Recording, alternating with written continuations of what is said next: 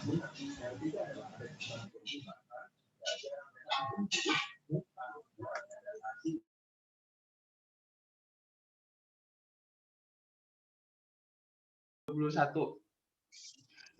judul penerimaan petugas Simpus terhadap Sistem Informasi Manajemen Puskesmas di Puskesmas Kecamatan Matraman. Yang terhormat kepada Ibu Nanda Aula Rumana SKM MKM selaku pembimbing KTI, yang terhormat kepada Ibu Putri Fania SKM MKes sebagai penguji 1.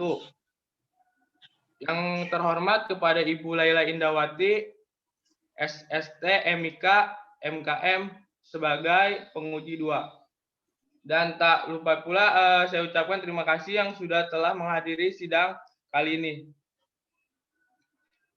Perkenalkan, nama saya Aksal Hidayatullah. Selanjutnya saya presentasikan hasil proposal saya. Di latar belakang itu diawali dengan puskesmas. Puskesmas ialah fasilitas pelayanan kesehatan yang menyelenggarakan upaya kesehatan masyarakat dan upaya kesehatan perorangan tingkat pertama dengan mengutamakan upaya promotif dan preventif di wilayah kerjanya. Puskesmas itu memiliki sistemnya itu yaitu Sistem Informasi Manajemen Puskesmas yang sering disebut Simpus. Simpus ialah menyediakan informasi untuk membantu proses pengambilan keputusan dalam melaksanakan manajemen puskesmas dalam mencapai sasaran kegiatannya. Lalu metode yang saya gunakan itu menggunakan metode TAM, teknologi acceptance model, ya, yang itu mengukur tingkat penerimaan petugas pengguna terhadap sistem. Lalu di latar belakang itu ada hasil observasi saya.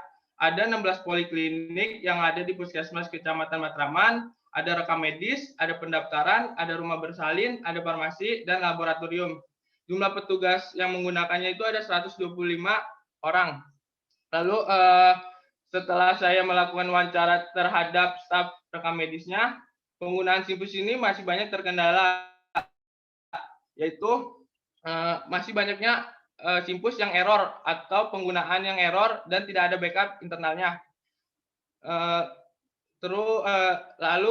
Dan petugas Simpus ini tidak ada orientasi atau pelatihan dalam menggunakan Simpus. Terus ada tujuan umum ini saya untuk mengetahui bagaimana penerimaan petugas Simpus terhadap Sistem Informasi Manajemen Puskesmas di Puskesmas Kecamatan Matraman. Tujuan khususnya itu ada 5 persepsi. Yang pertama itu mengetahui gambaran penerimaan Simpus terhadap penerimaan petugas Simpus terhadap Simpus dilihat dari persepsi kegunaan. Lalu yang kedua itu mengetahui gambaran penerimaan petugas Simpus terhadap Simpus dilihat dari persepsi kemudahan. Yang ketiga itu ada mengetahui gambaran penerimaan petugas terhadap Simpus di Puskesmas Kecamatan Matraman dilihat dari sikap menggunakan Simpus. Lalu yang keempat, mengetahui gambaran penerimaan petugas terhadap Simpus di Puskesmas Kecamatan Matraman dilihat dari niat perilaku menggunakan Simpus.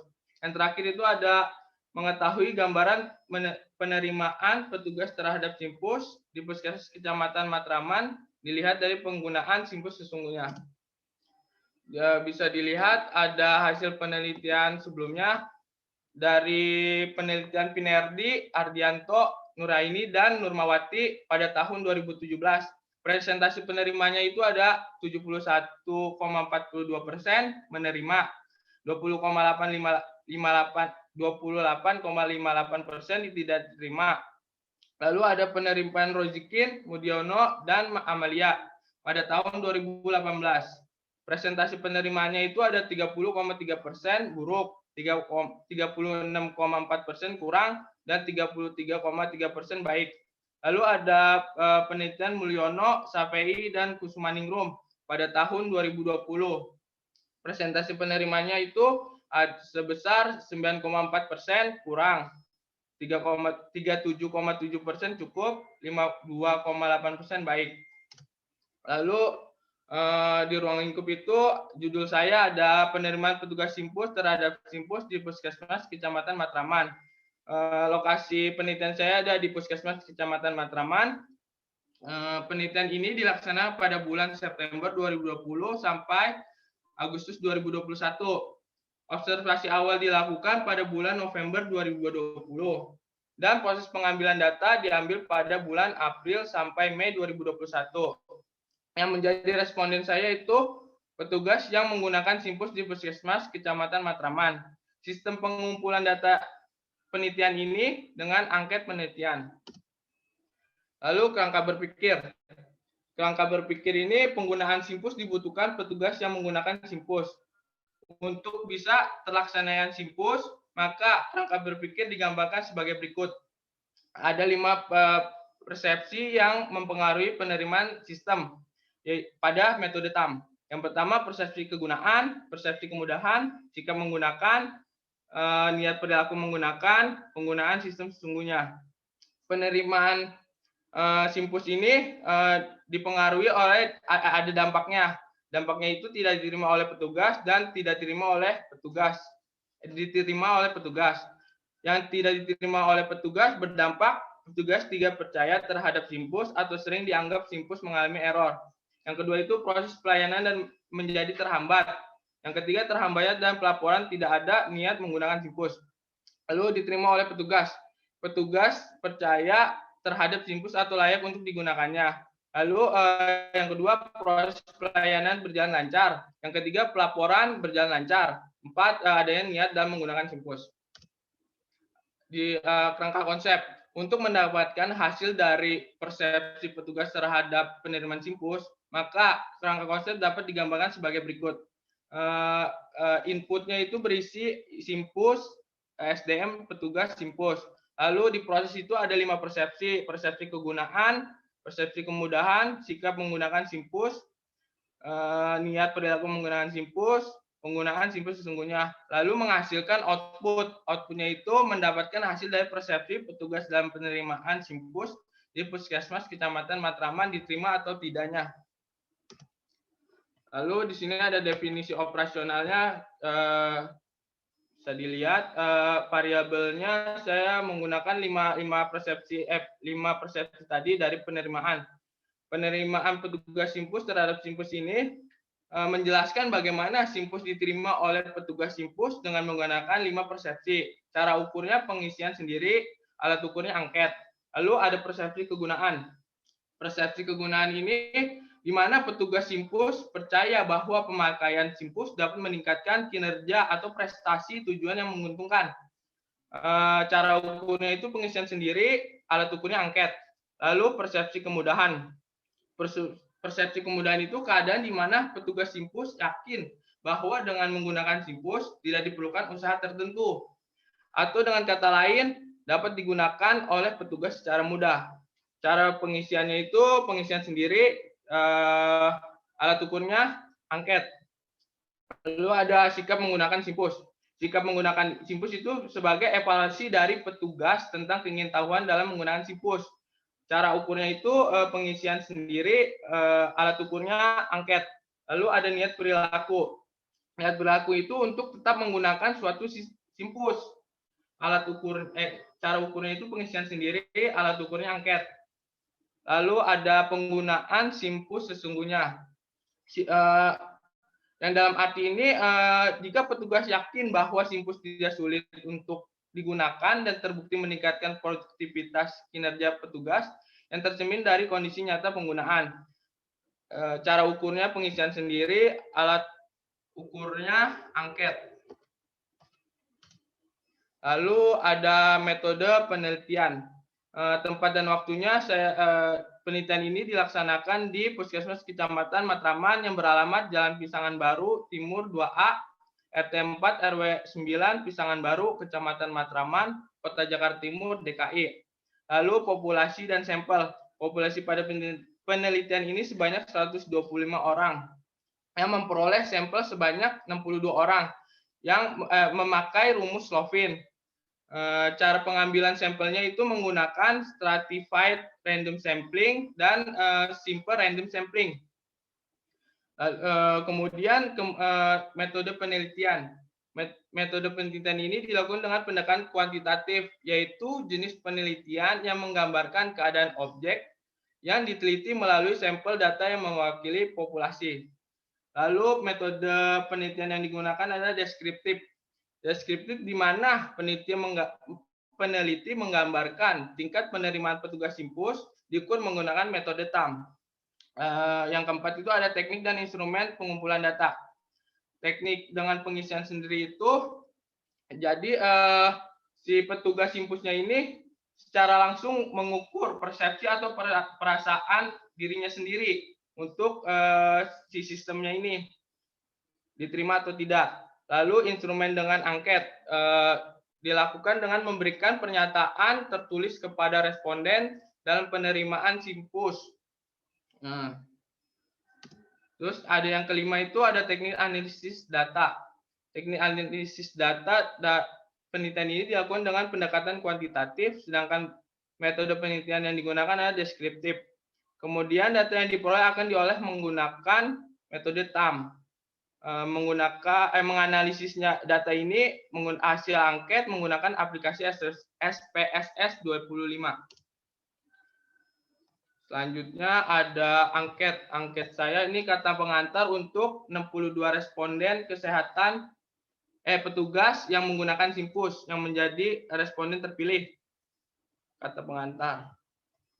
Lalu ada identifikasi si angketnya ini. Jadi berisi ada nomor responden diisi oleh peneliti sendiri. Terus ada tanggal pengisian. Lalu ada identitas responden berisi nama, jenis kelamin, usia, asal poliklinik, dan lama menjadi petugas simpus. Lalu pengisian angketnya ini menggunakan checklist. Yang nomor 1 ini skor 1 sangat tidak sesuai, skor 2 kurang sesuai, skor 3 netral, skor 4 sesuai, dan skor 5 sangat sesuai. Dengan melibatkan mempengaruhi 5 persepsi tersebut, seperti persepsi kegunaan, persepsi kemudahan, sikap menggunakan simpus, niat perilaku menggunakan simpus, penggunaan simpus sesungguhnya, dan diakhiri dengan penerimaan simpus. Sekian dari saya, terima kasih. Saya balikan ke Ibu Nanda.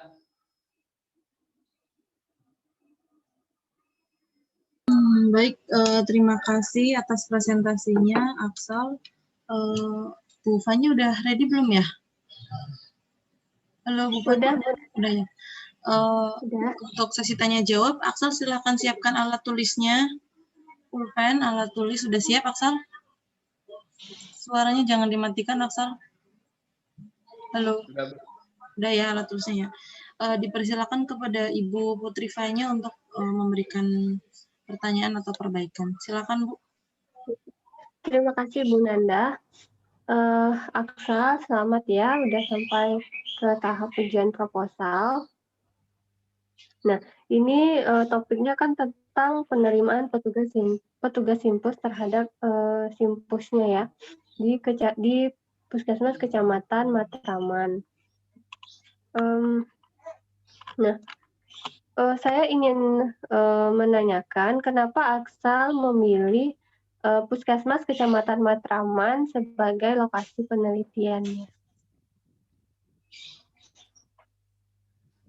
Boleh langsung dijawab atau langsung aja dijawab? Karena saya ingin mengetahui bagaimana gambaran penerimaan petugas simpus terhadap simpus di puskesmas tersebut, Bu. Dasar memilih lokasinya kenapa? Kan banyak juga puskesmas lain yang udah pakai simpus. Nah, kenapa di antara sekian banyak puskesmas Matraman yang terpilih untuk diteliti? Karena saya waktu observasi awalnya itu, saya melihat ada kayak polikliniknya itu banyak, Bu. Kayak kalau yang di lain, misalkan polikliniknya itu cuma ada beberapa doang, ada 10. Kalau ini sampai 16 poliklinik. Jadi layak untuk dijadikan judul yang akan saya buat ini. Oh, baik. Kalau di Puskesmas Matraman sendiri itu sejak kapan dia pakai Simpus? Sejak 2017, Bu. Sejak 2017. Nah, kita lihat lagi ya isi proposalnya. Aksalnya share screen atau gimana, Bu? Nggak usah, Bu Nanda. Nggak usah. Iya, nggak usah.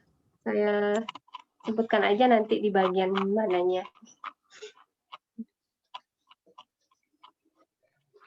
Kita langsung ke bab 3 aja ya. Bab 3 itu tabel populasinya itu kan di bold tuh tulisannya. Nah, sebenarnya nggak harus di bold juga. Baik, Bu. Iya. Di bab populasi. Nah, itu nggak usah di bold tabel tulisan di tabelnya ya. Ya, baik, Bu. Ketemu, Aksa? Ketemu, Bu. Oke. Nah, cara ngambil sampelnya gimana? Coba jelaskan. Cara mengambil sampelnya itu saya menggunakan stratified random sampling. Kenapa saya menggunakan itu? Karena setiap poli itu berbeda anggota petugasnya, Bu, jumlah petugasnya. Jadi saya menggunakan itu supaya imbang, setiap per polinya itu kenanya rata. Oke. Terus Dan apa lagi? selanjutnya menggunakan simple random sampling.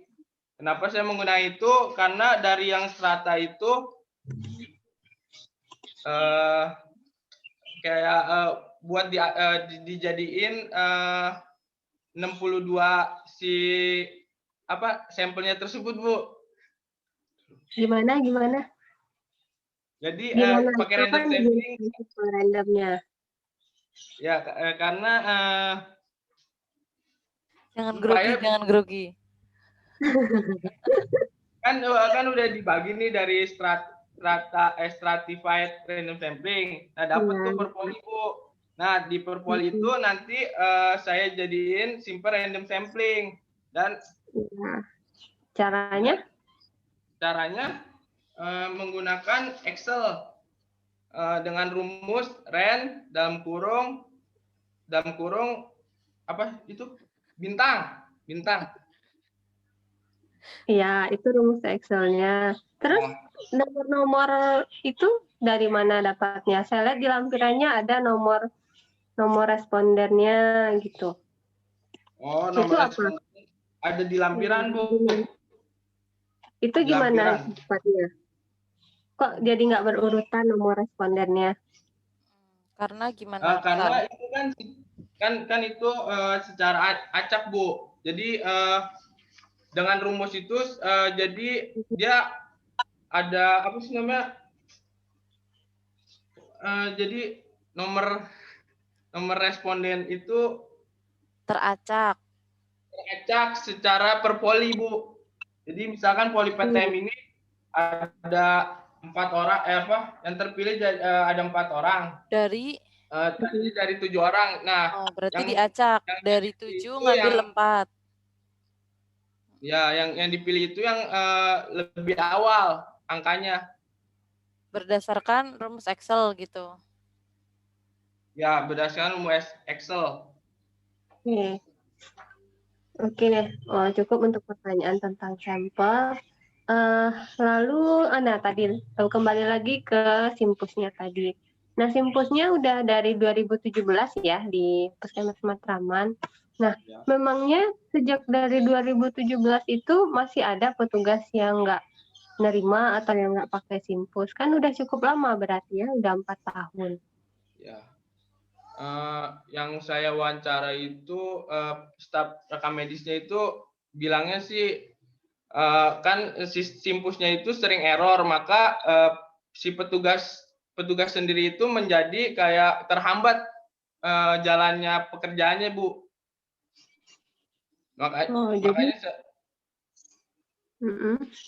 jadi ya, sampai makanya sekarang masih sistemnya belum sempurna lah gitu ya. ya, Bu. Untuk di lampiran 1 ini kan ada respondennya ya. Nah, untuk etiknya bagusnya nama responden ini dibikin inisial saja ya, Aksal ya. Nggak usah nama terangnya.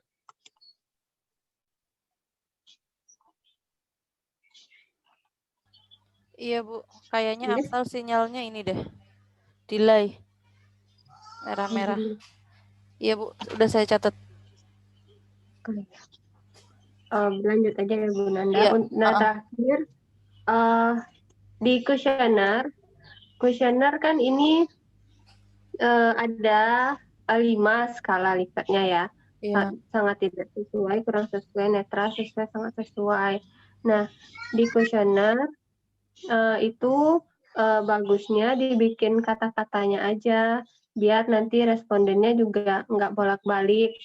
3 apa ya, 4 apa ya gitu. Pas baca pernyataannya, mau checklist yang mana. Jadi udah langsung tahu, oh 1 sangat tidak setuju gitu. Jadi lebih memudahkan responden dalam mengisi angketnya nanti. Gitu ya Aksal ya. Sinyal Aksal ini ya. Aksal denger ada ya? gangguan ya? Iya kayaknya. Halo Aksal. Ya, Bu. Oke. Iya. Udah cukup Bu Nanda. Sekian dari saya. Ya, baik. Terima kasih Bu Fanya. Dipersilahkan kepada Bu Lala. Silakan Bu.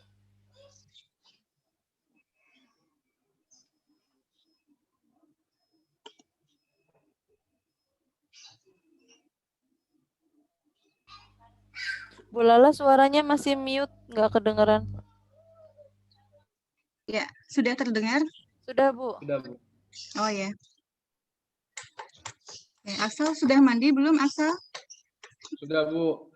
Oh, sudah. Ya. Saya juga mau masih ngomong gelap. itu tuh.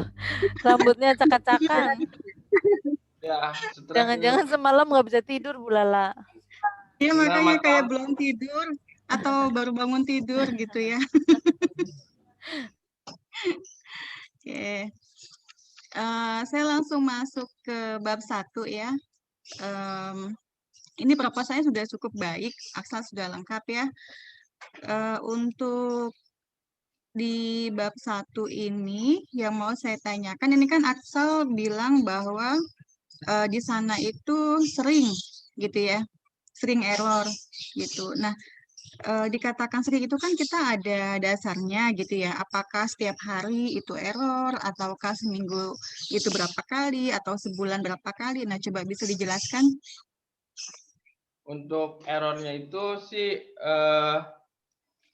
waktu saya wawancara dia kayak misalkan apa sih nampilin si dashboardnya nih. Dashboardnya itu ntar lama ngehang Bu. Jadi setiap nampilin si dashboardnya ini ngehang. Jadi di Simpusnya itu di harus melewati si dashboardnya setiap hari, setiap kali login habis itu ke dashboard langsung hang, langsung error. Nah, apakah hangnya ini setiap hari? Ya, setiap hari Bu. Tapi diakalin sama IT-nya. Si dashboardnya ini tampilannya dihilangin. Jadi langsung ke ininya kayak ada poli-polinya gitu Bu. Tampilannya. Dampaknya apa nih yang di dashboardnya itu? Yang dihilangin tuh? Dampaknya dia dashboardnya Bu, tampilan dashboardnya. Ya, di tampilan dashboard tuh ada menu apa saja? Menu apa ya? General apa?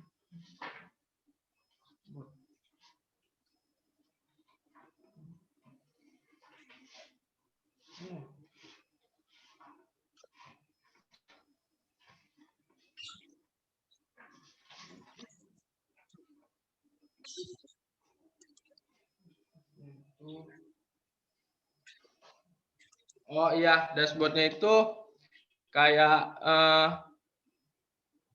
daftar ininya apa? Puskesmasnya. Dari ini puskesmas, itu Matraman gitu. Kayak apa sih namanya? Pendahuluannya, Bu. Proposal. Bukan.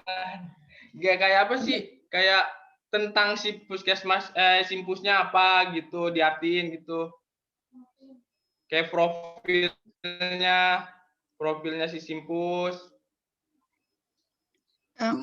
Kaitannya dashboard ini dengan yang proses pendaftarannya jadi terhambat tuh apa maksudnya? Iya, misalkan kalau kita habis login itu langsung ke dashboard.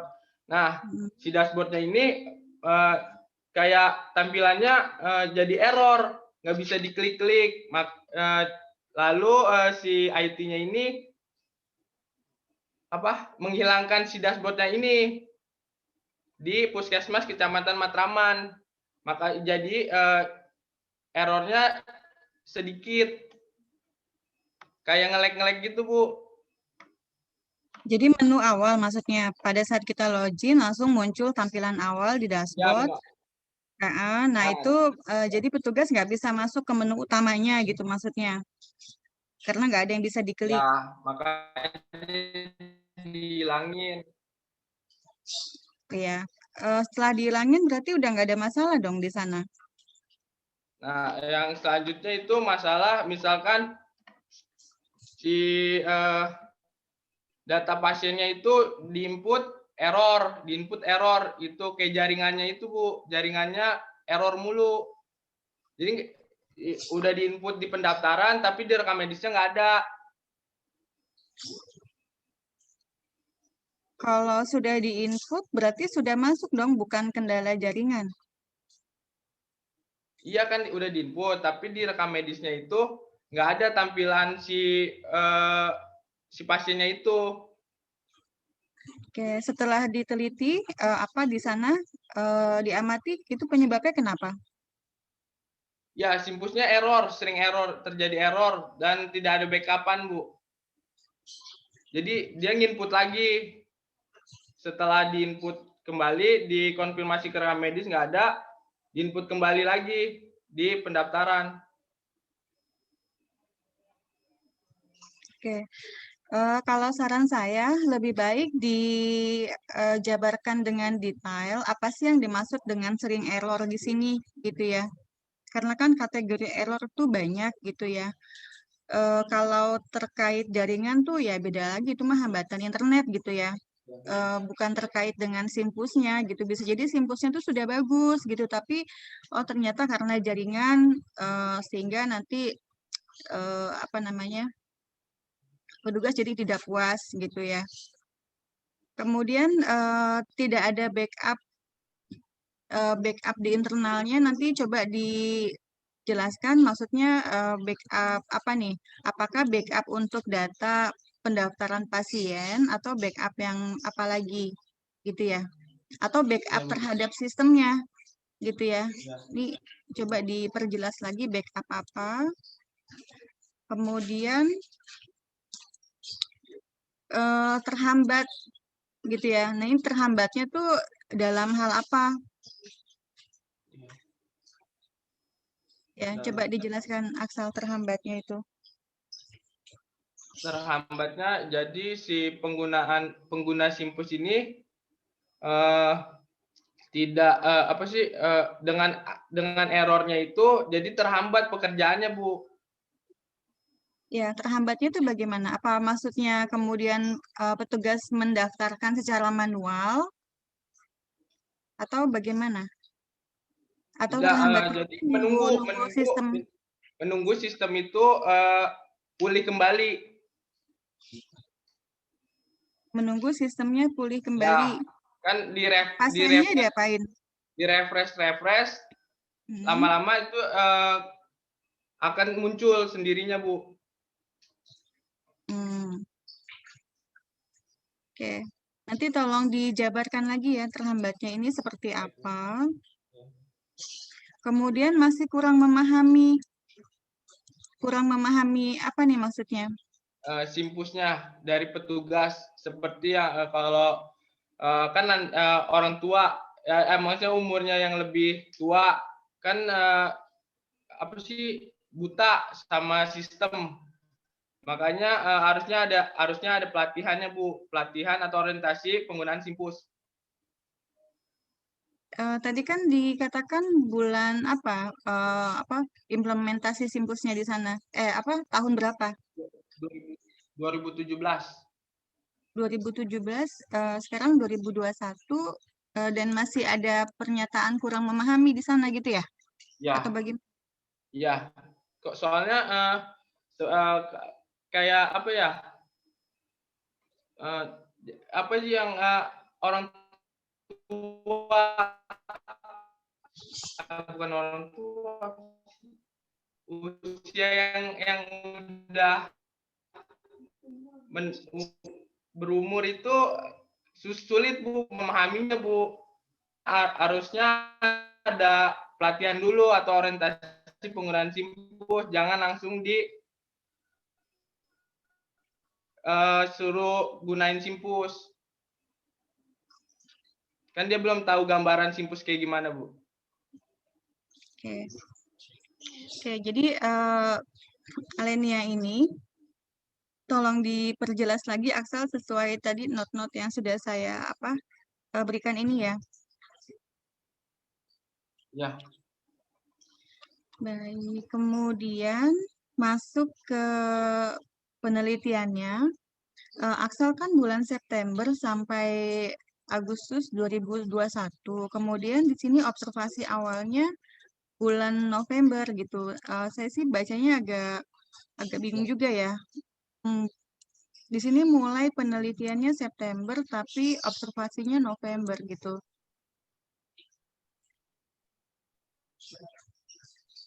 Coba bisa dijelaskan? Gimana, Aksal? Ya, kenapa saya penelitian ini dilaksanakan pada bulan September?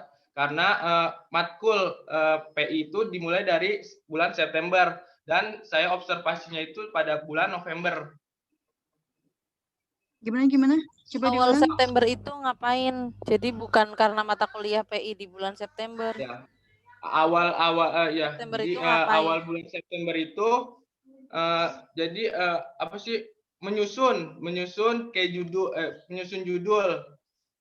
menyusun judul pada bulan September. Lalu pas observasi awal ini pada bulan November. Penelitian ini diawali dengan bulan September, kayak menyusunnya, Bu, menyusun si proposalnya ini. Oh, beda konsepnya asal. Artinya kalau penelitian ini adalah kita ke rumah sakit atau ke lahan penelitian itu dimulai di bulan apa gitu. Jadi bukan dari kita bikin judul, ya mungkin bikin judul bisa dari tahun kemarin gitu kan. Tapi kita turun di rumah sakitnya kan mungkin tahun ini gitu. Ya, jadi kalau memang observasinya itu baru bulan November, ya dituliskan aja November, kemudian selesainya kan penelitian kemungkinan di Agustus ya, jadi November sampai Agustus 2021. Ya, baik, Bu. Baik.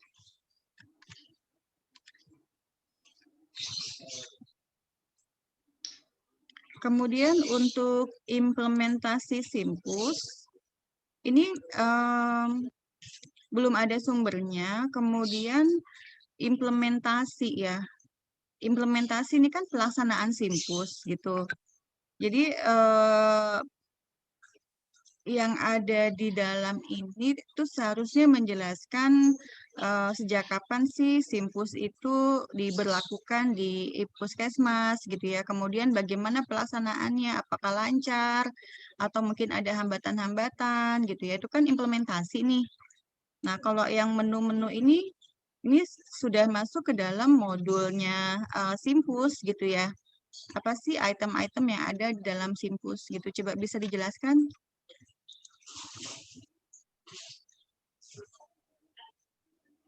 Ya, pertama itu ada melakukan login. Loginya itu sama, paspor sama ininya setiap petugas sama. Lalu misalkan ada pasien baru, pendaftaran baru, dia itu mengakses link menu pendaftaran pasien dan kakak. Bukan, Aksal. Terus Halo. Ya, Aksal iya, ini Bu. mendapatkan data ini dari mana? Karena ini belum ada sumbernya.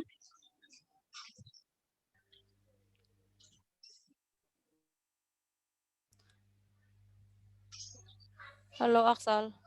Keputus ya? Sinyalnya. Jaringan. Iya, Aksalnya nggak gerak. Seharusnya ini judulnya bukan implementasi Simpus ya Bu Lala ya? Ya, ini tuh seperti Tampilan. nanti tampilan Simpusnya.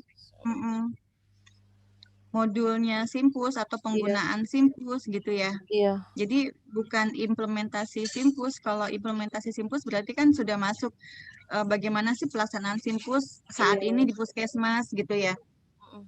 Apakah berjalan dengan lancar, dimulainya sejak kapan gitu. Kemudian Simpus itu kan ada beberapa riwayat perubahan lah ya, sejarahnya gitu. Pertama apa, kemudian terakhir namanya sekarang jadi e-Puskesmas gitu. Ya, Aksal. Jadi kalau implementasi Simpus tuh seperti itu, menceritakan bagaimana sih pelaksanaan Simpus saat ini gitu.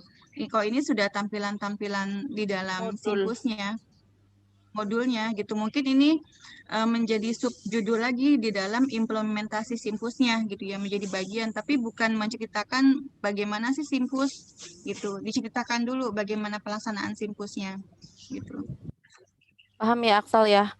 Jadi ini harusnya judulnya bukan implementasi Simpus, tapi judulnya adalah modul Simpus. Tapi untuk poin implementasi Simpus, kamu harusnya menjelaskan bagaimana pelaksanaan Simpus di situ, kemudian riwayatnya gitu. Itu ya Aksal ya? Dengar nggak nih Aksalnya?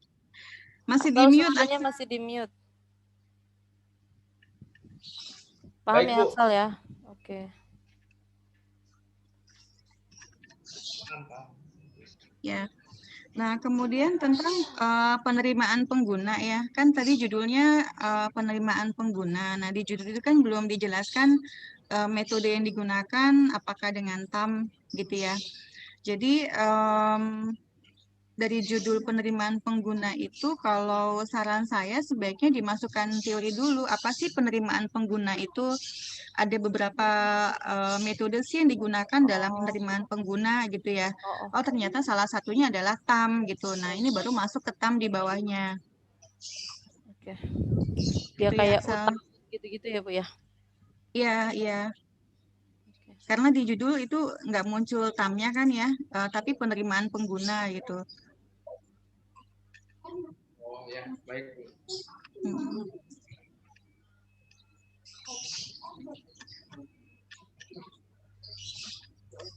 Ya, tadi bab 3 sudah dijelaskan sama Bu Fani ya, bab 3, jadi saya tidak ada komentar.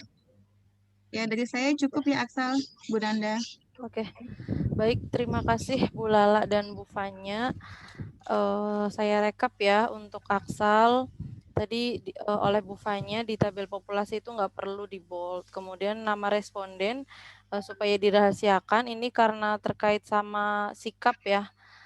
Itu pakai inisial aja, nggak perlu nama lengkap. Kemudian kuesionernya yang skala Likert tadi ditulis pernyataannya, jangan pakai angka aja supaya responden nggak bolak-balik. Ini apa sih, satu itu apa, dua itu apa, kayak gitu ya.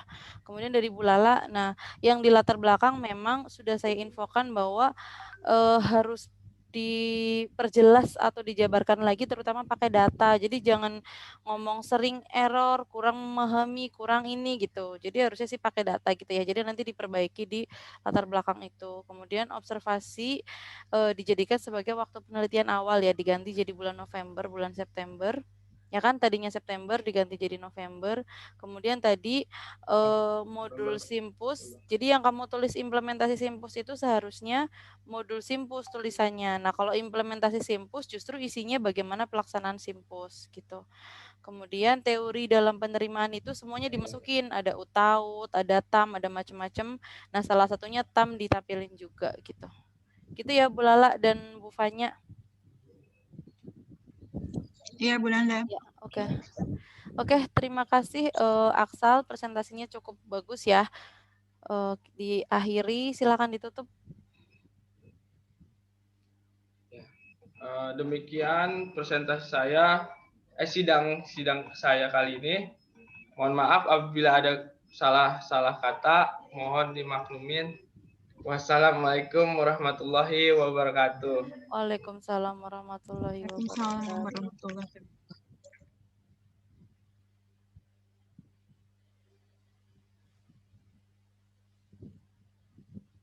Selanjutnya Lutfiah udah siap? Halo. Udah, Bu. Ya, silakan dinyalakan videonya. Kemudian PPT-nya di share screen. Lutfiah wajahnya, layarnya kurang ke bawah tuh, kamu nggak kelihatan. Nah,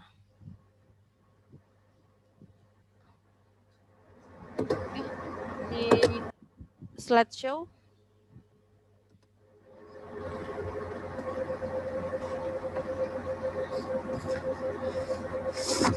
Nah, ya. Selanjutnya Bu Lala dan Bu Fanya dan penonton ya, di sini ada banyak penonton. Kita akan mendengarkan sidang proposal karya tulis ilmiah mahasiswa atas nama Lutfiah Aulia Rahman yang berjudul Motivasi Belajar Mahasiswa Rekam Medis dan Informasi Kesehatan Universitas Asa Unggul pada Pembelajaran Online di Masa Pandemi COVID-19. Kepada Lutfiah Aulia Rahman dipersilahkan. Assalamualaikum warahmatullahi wabarakatuh. Selamat pagi, salam sejahtera bagi kita semua.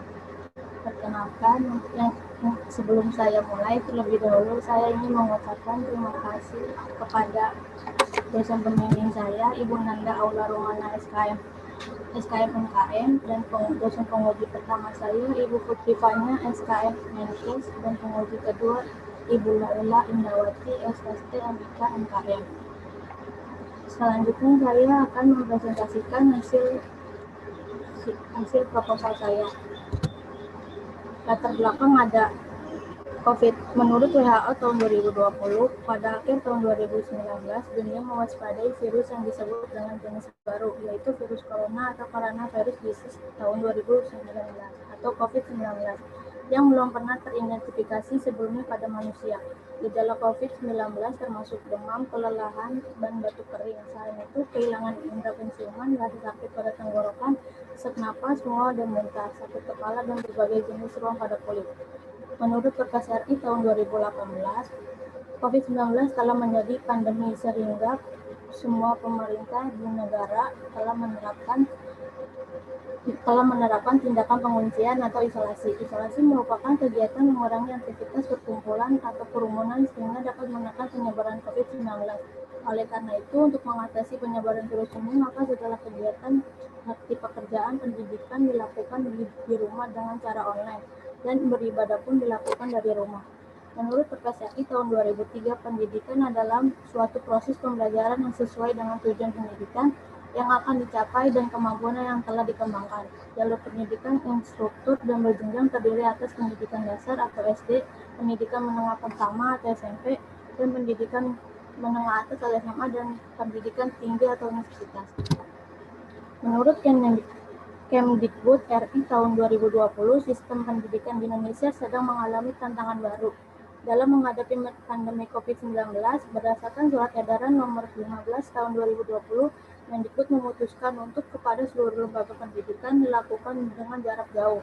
Pemerintah telah mengeluarkan aturan PSBB untuk kegiatan yang di luar rumah seperti kegiatan pendidikan yang telah dilakukan melalui pembelajaran online melalui Zoom Meeting, Google Meet, Classroom, dan website dengan media cetak modul atau non-audio dan video, serta menggunakan komputer dan internet.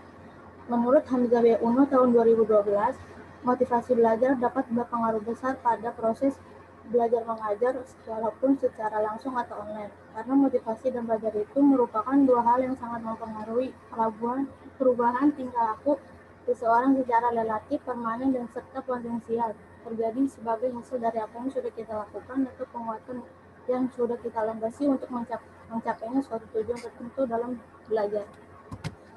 Di latar belakang dalam rangka mengurangi pembatasan sosial di lingkup pendidikan Universitas Esa Unggul untuk mencegah penyebaran COVID-19, maka diselenggarakan pembelajaran online selama pandemi ini terhitung mulai dari semester genap tahun 2019 sampai tahun 2020 sampai saat ini semester ganjil 2020 sampai 2021. Menurut data yang diperoleh di BAA Universitas Esa Unggul dengan jumlah data mahasiswa yang aktif dalam pembelajaran online angkatan tahun 2018 ada 123 mahasiswa, tahun 2019 ada 145 mahasiswa, dan tahun 2020 ada 106 mahasiswa yang mengikuti pembelajaran online. Hasil penelitian lain sebelum pandemi, menurut Lili Darlia tahun 2016, 39% motivasi rendah dan 61% motivasi tinggi. Menurut Tiara Meliana Dewi tahun 2017, 50,8% motivasi rendah dan 42,9% motivasi tinggi. Menurut Sarwanda dan Kamil tahun 2019, 26,4% motivasi rendah dan 73,6% motivasi tinggi. Hasil penelitian lain ketika pandemi, menurut Dede Robandi dan Mujiran tahun 2020, 51% motivasi rendah dan 49% motivasi tinggi. Menurut Andriani Paulin dan kawan-kawannya tahun 2020, 28,72% motivasi rendah dan 71,21% motivasi tinggi. Dan yang terakhir menurut Komang Winata tahun 2021, 50,15% motivasi rendah dan 49,85% motivasi tinggi. Kesimpulan dari hasil penelitian, berdasarkan penelitian di atas, motivasi belajar mahasiswa sebelum pandemi atau secara terbuka memperoleh hasil motivasi belajar tingginya lebih besar karena salah satu alasannya adalah cita-cita, faktor pendorong yang dapat menambah semangat sekaligus memberikan tujuan jelas dalam belajar. Sedangkan motivasi belajar mahasiswa ketika pandemi pada pembelajaran online, maka hasil motivasi belajarnya lebih rendah. Salah satu alasannya karena untuk menyelesaikan tugas-tugas tepat waktu ada hambatan dalam koneksi jaringan ataupun penguasaan IT-nya kurang. Di tujuan penelitian ada dua. Yang pertama, tujuan umum untuk mengetahui motivasi belajar mahasiswa rekam medis dan informasi kesehatan Universitas Esa Unggul pada pembelajaran online di masa pandemi COVID-19. Yang kedua, ada tujuan khusus untuk mengidentifikasi 5 indikator motivasi belajar. Manfaatnya bagi peneliti, bagi universitas, bagi akademik. Ruang lingkup ini sesuai dengan judul hasil penelitian yang akan dilakukan mengenai terhadap motivasi belajar mahasiswa rekam medis dan informasi kesehatan Universitas Esa Unggul pada pembelajaran online di masa pandemi. Waktu penelitian ini akan dilakukan pada bulan Oktober 2020 sampai Agustus 2021 dan pelaksanaan turun lapangan akan dilakukan pada bulan April tahun 2021 dengan penelitian deskriptif. Responden dari penelitian ini adalah seluruh mahasiswa angkatan tahun 2018, tahun 2019, dan tahun 2020 yang aktif dalam pembelajaran online di kampus. Kerangka berpikir dibuat menjadi 5 indikator motivasi belajar, yaitu yang pertama, ketekunan menyelesaikan tugas, kegigihan menghadapi kesulitan, ketajaman perhatian serta minat belajar, memiliki prestasi belajar, dan kemandirian pada belajar. Bila motivasi belajar mahasiswa rendah, maka akan berdampak tidak akan menekuni sesuatu hal yang baik dan mudah tergoda untuk mengerjakan sesuatu hal yang baru dan pada akhirnya memperoleh hasil yang buruk.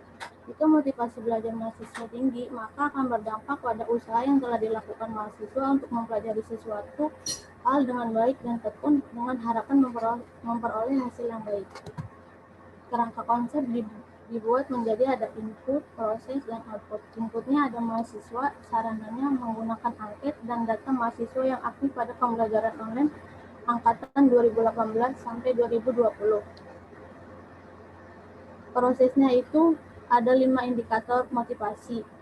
Yang pertama ada ketekunan menyelesaikan tugas, yang kedua kegigihan menghadapi kesulitan, Yang ketiga, ketajaman perhatian serta minat belajar. Yang keempat, memiliki prestasi belajar. Dan yang kelima, kemandirian pada belajar. Dan outputnya itu tingkat motivasi pembelajaran online mahasiswa rekam medis dan informasi kesehatan Universitas Sisa Unggul di masa pandemi COVID rendah atau tinggi.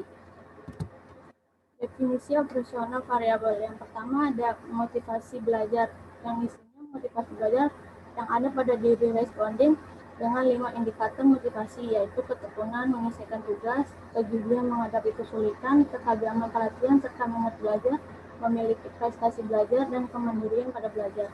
Cara ukurnya itu dengan pengisian sendiri dan alat ukurnya angket. Hasil ukurnya jika motivasi tinggi, skor presentasi lebih besar dari min atau median. Dan motivasi rendah jika skor presentasinya lebih kecil dari min atau median. Skala ukurnya ordinal. Variabel yang pertama ketekunan menyelesaikan tugas, yaitu tidak pernah berhenti sebelum menyelesaikan tugas dan dapat bekerja terus-menerus dalam waktu yang lama. Cara ukurnya pengisian sendiri, alat ukurnya angket, hasil ukurnya 1 sangat tidak sesuai, 2 tidak sesuai, 3 sesuai, dan 4 sangat sesuai.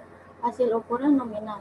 Variabel yang kedua yaitu kegigihan menghadapi kesulitan, yaitu sikap terhadap kesulitan, usaha mengatasi kesulitan, tidak mudah putus asa. Cara ukurnya pengisian sendiri, alat ukurnya angket, hasil ukurnya 1 sangat tidak sesuai, 2 tidak sesuai, 3 sesuai, dan 4 sangat sesuai. Skala ukurnya nominal. Selanjutnya variabel yang ketiga yaitu ketajaman perhatian serta minat belajar, yaitu kebiasaan atau gaya belajar, daya juang mengikuti pembelajaran. Cara ukurnya pengisian sendiri, alat ukurnya angket, hasil ukurnya 1 sangat tidak sesuai, 2 tidak sesuai, 3 sesuai, dan 4 sangat sesuai. Skala ukurnya nominal. Variabel yang keempat memiliki prestasi belajar, berambisi untuk berprestasi serta memiliki kualitas dalam hasil belajar. Cara ukurnya pengisian sendiri, alat ukurnya angket, hasil ukurnya 1 sangat tidak sesuai, 2 tidak sesuai, 3 sesuai, dan 4 sangat sesuai. Skala ukurnya nominal. Yang kelima yaitu kemandirian pada belajar, menyelesaikan tugas mandiri dan tepat waktu, kemampuan mengatur jam belajar di luar jam pelajaran kuliah. Cara ukurnya pengisian sendiri, alat ukurnya angket, hasil ukurnya 1 sangat tidak sesuai, 2 tidak sesuai, 3 sesuai, dan 4 sangat sesuai. Skala ukurnya nominal. Selanjutnya yang metode penelitian yang itu menggunakan metode deskriptif, yaitu menggambarkan dan mendeskripsikan bagaimana motivasi belajar mahasiswa rekam medis dan informasi kesehatan dengan pembelajaran online selama pandemi COVID-19. Selanjutnya dengan pendekatan kuantitatif. Pendekatan kuantitatif yaitu menggambarkan keadaan suatu objek dapat diteliti melalui sampel data yang mewakili populasi. Populasi ini terdapat 375 seluruh mahasiswa rekam medis dan informasi kesehatan Universitas Sisa Unggul tahun 2018, tahun 2019, dan tahun 2020. Sampelnya ada 214 sampel dari 375 populasi seluruh mahasiswa rekam medis dan informasi kesehatan Universitas Sisa Unggul. Cara pengambilan sampelnya ada 2. Yang pertama, teknik stratified random sampling atau proporsional, yang pada tahun 2018 ada 70 mahasiswa, tahun 2019 84 mahasiswa, dan tahun 2020 ada 60 mahasiswa. Dan yang teknik simple random sampling ini untuk mengetahui sampel di setiap angkatan yang akan terpilih. Dan teknik dan instrumen pengumpulan data yang digunakan penelitian ini adalah pengisian sendiri oleh responden atau mahasiswa. Dan instrumen pengumpulan data yang digunakan pada penelitian ini adalah angket. Lalu untuk teknik analisis datanya menggunakan metode deskriptif dengan menggunakan strategi penelitian data statistik yang diolah menggunakan software SPSS. Lalu ada 2 data lampiran. Yang pertama daftar sampel mahasiswa yang terpilih menggunakan sampel random sampling dan angket penelitian. Baik, ini daftar lampirannya. Ini daftar lampiran nama-nama yang terpilih menggunakan teknik simpan sampling. Nggak tampil. Di sini gelap doang.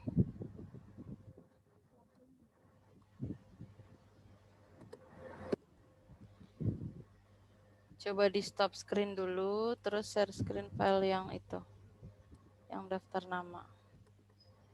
Belum, Bu. Nah, iya, silakan. Lampiran ada daftar nama sampel yang terpilih menggunakan teknik simple random sampling. Ada tahun 2018, 70 orang mahasiswa dan 84 mahasiswa tahun 2019 dan 60 mahasiswa tahun 2020.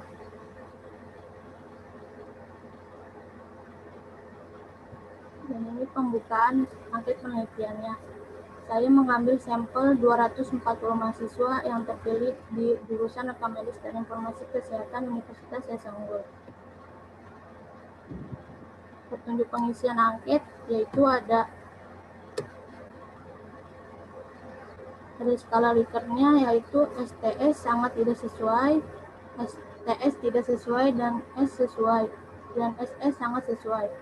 Identitas respondennya ada NIM, tahun 2018 berapa, tahun 2019, dan tahun 2020, lalu jenis kelamin dan angkatan. Dan ini isi pernyataan dari angket tersebut.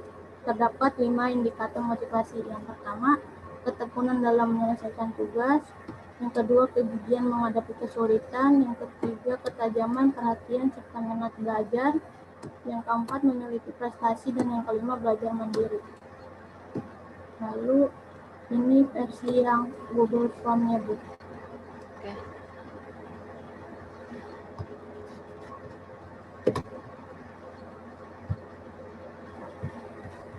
Sekian dan terima kasih. Saya kembalikan ke Ibu Nanda. Oke, terima kasih Lutfia. Bagus. Selanjutnya kita akan sesi tanya jawab. Alat tulisnya ya, disiapkan ya. Kepada Ibu Fanya, dipersilakan Bu. Terima kasih Bu Nanda. Baik, Lutfia, saya share screen ya.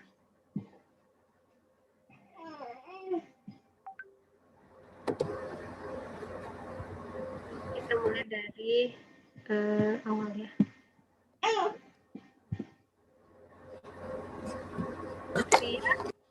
Ini kenapa ngambil topik judulnya ini tentang motivasi mahasiswa untuk KTI-nya? Karena lagi saat pandemi begini, saat pandemi seperti ini, saya ingin mengetahui Bu motivasi belajar mahasiswa RMIK Universitas Esa Unggul saat pada pembelajaran di pandemi itu bagaimana? Dia tinggi atau rendah? Oke. Kita lihat di latar belakang ya.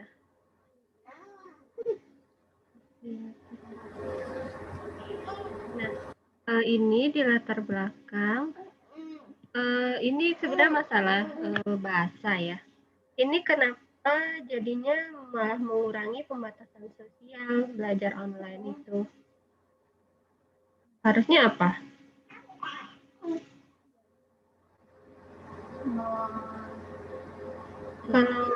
Kalau mengurangi pembatasan sosial berarti ngumpul-ngumpul dong. Iya. Pembatasan sosialnya dikurangi. Berarti harusnya apa? Menguranginya diganti apa?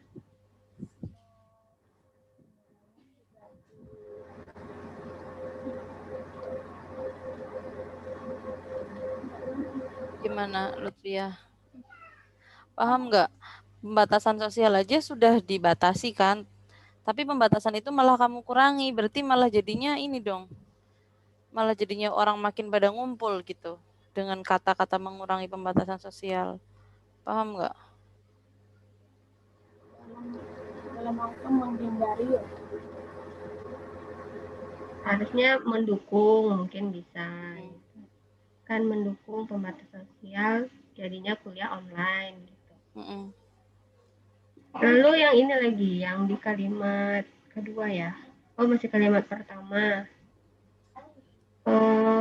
Ini kata-kata sampai saat ini diubah ya, karena kalau sampai saat ini tentu waktu membacanya hanya saat ini saja. Kalau dibaca 1 tahun lagi tentu nggak relevan lagi. Gitu.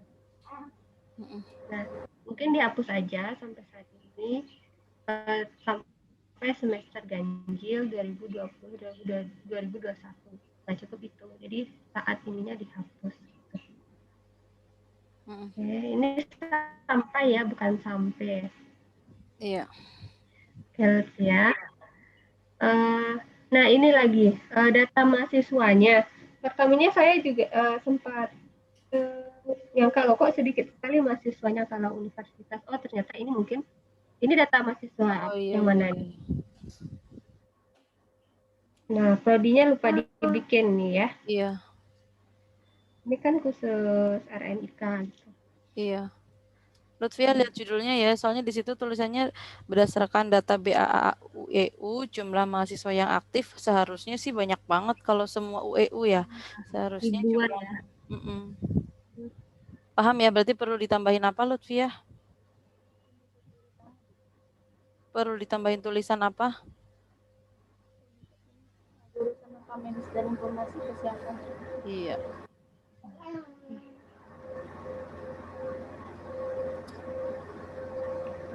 Kita lanjut bab 3 ya.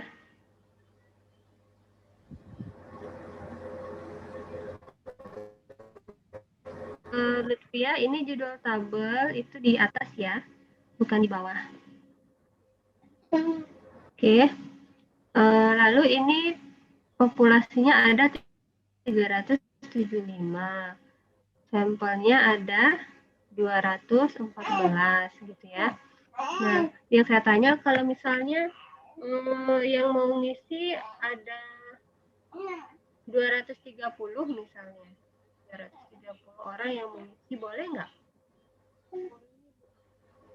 Suaranya kecil ya Lutfia ya? Kita Boleh, Bu.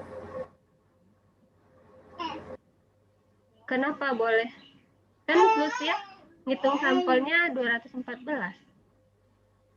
Karena menjadi antisipasi yang tidak mengisinya, Bu.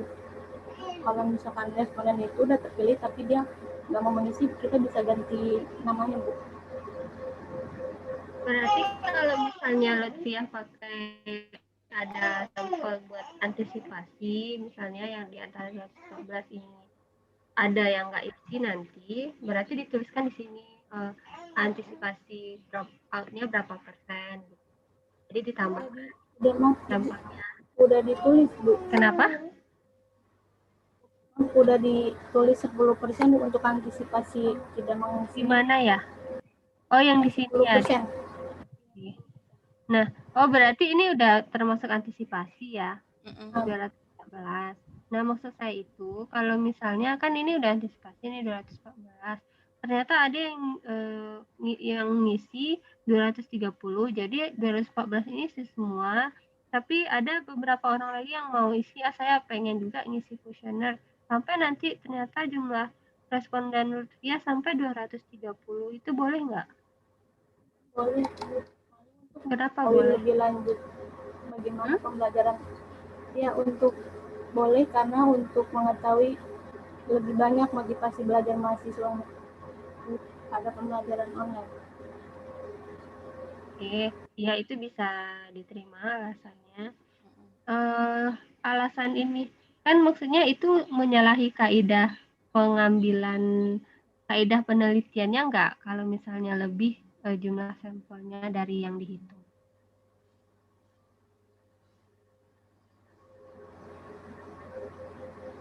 menyalahi atau enggak Lutfia? Kalau misalnya harusnya 214 tapi kamu ngambilnya 230 gitu. Itu menyalahi atau enggak?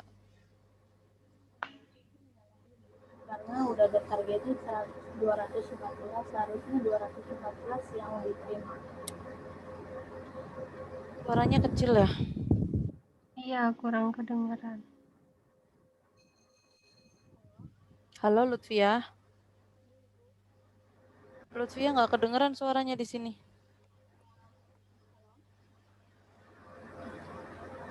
Ibu. Ya gimana, menyalahi atau enggak?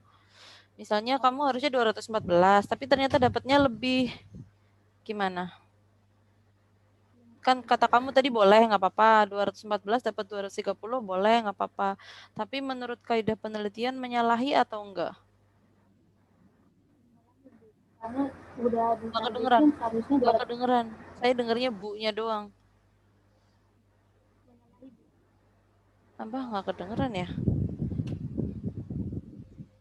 Bufanya denger Ibu nggak? kalau Samar-samar Bu Nanda, tapi bisa dimengerti kok. Gimana?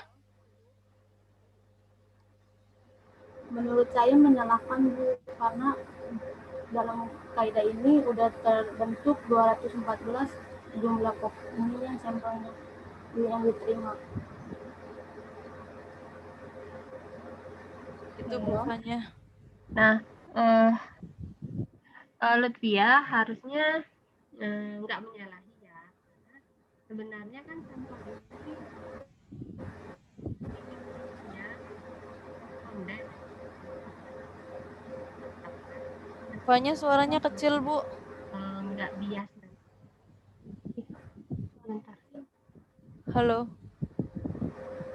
Halo? Iya, suaranya Halo, kecil. udah. Iya, ini udah, Bu. Nah, Lutfia harusnya nggak menyalahi ya, karena sebenarnya kan perhitungan sampel ini jumlah responden minimal. Yang harus dilakukan agar datanya nggak bias. Tapi kalau misalnya semakin banyak jumlah sampelnya, ya semakin bagus gitu. Berarti datanya tambah valid gitu. Apalagi kalau misalnya seluruh populasi yang dijadikan malah tambah lebih valid lagi. Nah, itu saya tanyakan kenapa? Karena kan ini sebenarnya teman-teman Lutfiah nih, teman-teman sama Kakak kelas, adik kelas. siapa tahu ya adik kelasnya, siapa tahu animo dari mahasiswa tinggi untuk mengisi ini. Saya juga pengen lah ngisinya gitu.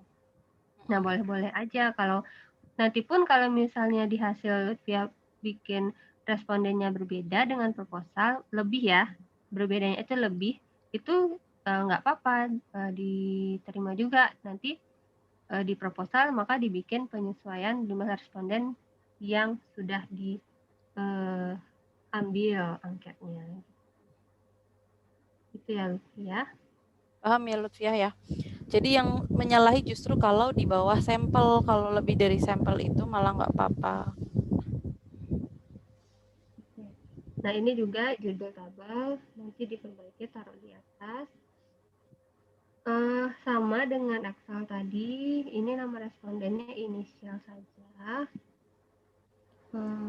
Kalau yang di kuesioner ini sih tampilan data ini buat kita aja Bu. Tapi kalau di kuesioner nggak pakai nama Bu, pakainya NIM. Oh boleh. Jadi ini yang pegang peneliti doang nih daftar nama-nama ini. Oh iya, nggak apa-apa kalau di kuesioner. NIM aja ya Bu. Baik, cukup Bu Nanda. Oke, baik. Terima kasih Bu Fanya. Selanjutnya Bu Lala, silakan Bu.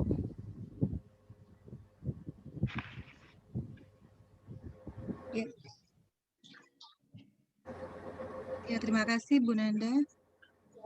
Ini saya mau share screen. Bu Fanya boleh tolong di itu? Iya, sebentar Bu Lala. Saya stop dulu. Silakan Bu Lala.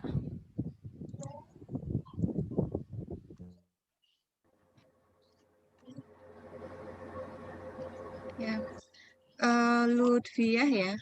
Lutfiah, apa sih yang melatar belakangi untuk mengambil apa namanya penelitiannya tuh di ESA Unggul gitu? Apa data yang sudah Lutfiah dapat gitu ya, sehingga Lutfiah tuh tertarik, saya mau ngambil tentang motivasi belajar di kampus aja deh gitu. Nah, itu apa yang melatar belakangi?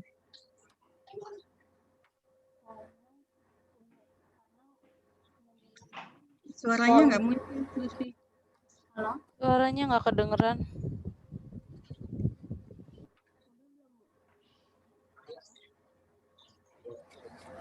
Halo, Ya, Ya, saya mengambil judul ini uh, karena situasi pandemi ini saya ingin mengetahui motivasi belajar mahasiswa di jurusan saya, Bu, jurusan Rekam Medis dan Informasi Kesehatan Universitas Desa Unggul.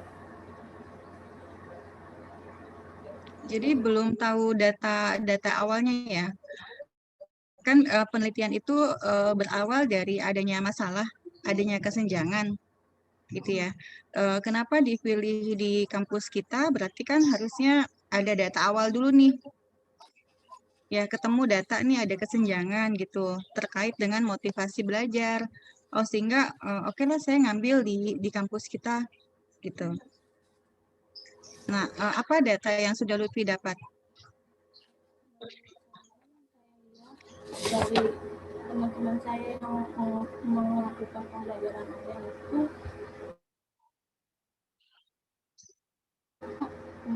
waktu deadline-nya mendekat, Bu.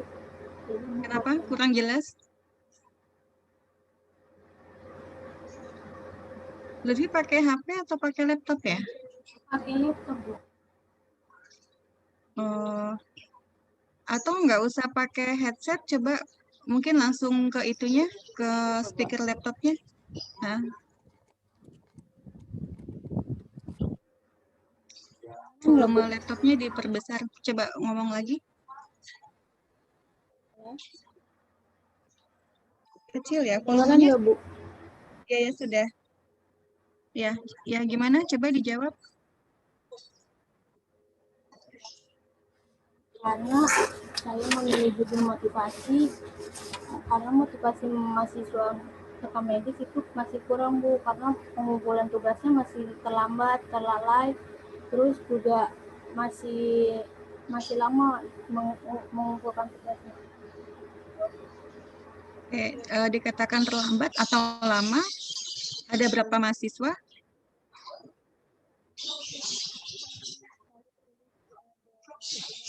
Saya ada 5 orang. 5 orang. Ada di sini data observasi awalnya?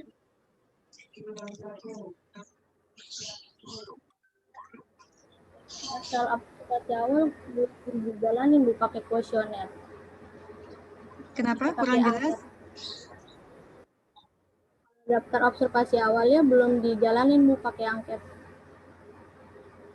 kalau angket kan untuk turun lapangan ya. Ya. Iya. Kalau observasi awal beda lagi. Observasi awal itu temuan kita di awal sehingga saya memutuskan akhirnya saya meneliti tentang ini gitu karena adanya masalah itu. Karena ada temuan awal itu. Misalnya apa, Lutfiah, yang menunjukkan bahwa mahasiswa itu motivasi belajarnya rendah semenjak pandemi ini gitu. Misalnya data apa nih, Lutfiah? Yang tanpa pakai kuesioner, yang tanpa wawancara ke teman-temannya, kira-kira data apa nih? Oh, ini pantesan nih pada motivasinya rendah gitu. Kalau orang kuliah motivasi rendah tuh biasanya apa? Ditunjukin dengan apa biasanya?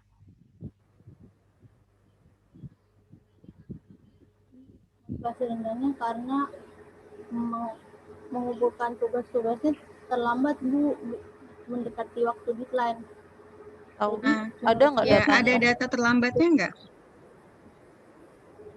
Data ini, Bu, terlambatnya. di halaman, saya ceritakan di halaman 4, Bu. Halaman 4. Halaman 4. Iya. Ini kan narasi ya. Jadi sama seperti Aksal tadi gitu ya, itu menggunakan narasi, tapi kita kan penelitian perlu data ya. Tidak bisa asal mengucap dikatakan sering, dikatakan terlambat, itu dasarnya apa? Berarti kan muncul data gitu ya. Nah, di sini saya belum lihat itu, Lutfi ya. Kalau mau misalnya kita meneliti berarti ditunjukkan dulu adanya kesenjangan gitu ya, sehingga akhirnya saya tertarik untuk mengambil di sini di kampus kita gitu karena ada kesenjangan ini. Bisa dilihat dari nilai gitu ya kan, nilai itu kan juga menunjukkan luaran dari motivasi gitu ya. Kalau motivasinya bagus, biasanya linear tuh nilainya juga bagus. Kalau motivasinya jelek, biasanya juga terpancar dari nilainya juga gitu. Atau mungkin bisa dapat dari salah satu dosen data atau mungkin dari BPPU ketepatan pengumpulan tugasnya gitu. Oh, ada berapa persen sih yang terlambat gitu, datanya dicari di sana.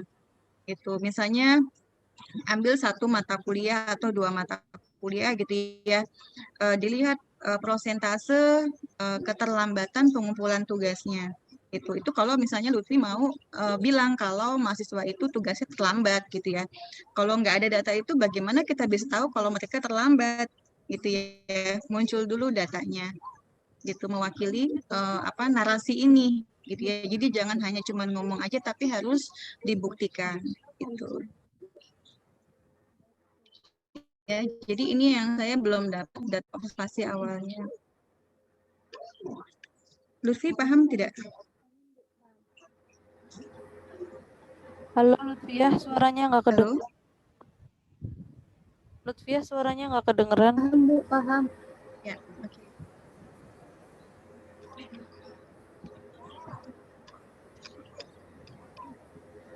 Nah, kemudian masuk ke bab 2. Tadi saya mencari teori tentang motivasi belajar yang Lutfiah paparkan di tujuan khusus gitu ya. Saya ingin tahu dasarnya apa ya mahasiswa ini mengambil indikatornya ada berapa tadi itu ya? Ada 5 gitu ya. Nah, saya cari di bab 2, tetapi di sini saya dapati ini adalah kesimpulan dari penulis gitu ya. Penulis berkesimpulan untuk menggunakan indikator motivasi belajar adalah sebagai berikut gitu. Nah, sebetulnya ini teorinya siapa? Dari ini, Bu. Dari mana? Tapi udah dimodifikasi sama peneliti bernama Nale, Bu. Itu Di teori halaman berapa? Apa, Bu? Di halaman teori berapa? apa tadi? Halaman berapa? Teori apa? Ya. Di ke atas lagi, Bu, di halaman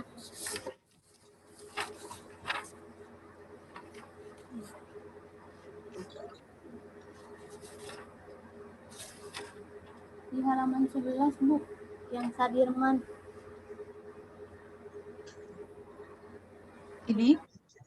Iya, tapi saya ngambil dari penelitian lain yang udah dimodifikasi, Bu, oleh si penelitian Diana Nale. Halaman? Diananya ada nggak? Citasinya nggak ada. Iya, lupa dikasih citasi, Bu, yang berdasarkan itu. Berarti harusnya nggak ada Halaman kata-kata berdasarkan kesimpulan peneliti ya? Tadi ya? Ini. Maka penulis berkesimpulan untuk menggunakan. Ini bukannya yang 1, 2, 3, 4, 5 ini ada sumbernya. Bukan asumsi kamu. Iya, ada sumbernya, saya lupa masukin pakai citasi, Bu. Iya, terus yang kedua ada kata-kata maka penulis berkesimpulan gitu. Ini seolah-olah dari rekapan di atas banyak, terus kamu membuat sendiri gitu. Enggak kan? Enggak, Bu, enggak. Itu ada punya penelitinya. Saya lupa kasih citasinya, Bu. jadi ini penelitiannya siapa? Teorinya siapa? Dari teorinya Sadirman, tapi dimodifikasi oleh penelitian Diani Pale, Bu. Di daftar pustaka ada?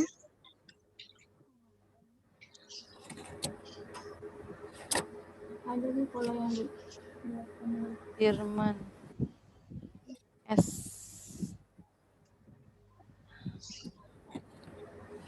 Sadirman. Nah, itu Nale ya? Ya, Bu, yang Nale. Sadirmannya ada, Nalenya ada. Saya lupa taruh citasi aja, Bu, dan pakai kata. Berarti belum Nale ya? Belum, Bu. Enggak, Bu. Yang Nale ini ngeling dari bab 3, Lutfiah. Kan kamu di bab 3-nya di kuesioner sebutin bahwa kuesioner ini sudah diuji validitas dan reliabilitas gitu kan? Kenapa di situ muncul? Ya, tapi ini beda Bu Nanda. Kalau kita klik kan harusnya hitam semua ya. Nah, ini dia belum Itu Mendeley hitam enggak, nih. Bu? coba Bu? Ini putih, bawahnya hitam. Oh. Gitu. Terusnya kalau Enggak, kita klik diklik semua, dulu Bu. Diklik dulu coba. Nah itu. Mesti iya, diklik dulu. harusnya kita klik semua tuh otomatis semuanya. Nanti coba Lutfi dipastikan lagi ya. Jadi di bab 2 itu kita nggak bisa mengambil kesimpulan sendiri gitu ya. Jadi kalimat ini saran saya dihapus saja gitu ya. Tapi masukkan teorinya yang dikatakan tadi itu, Nale itu gitu. Kemudian ini termasuk yang akan diteliti, faktor yang mempengaruhi motivasi belajar.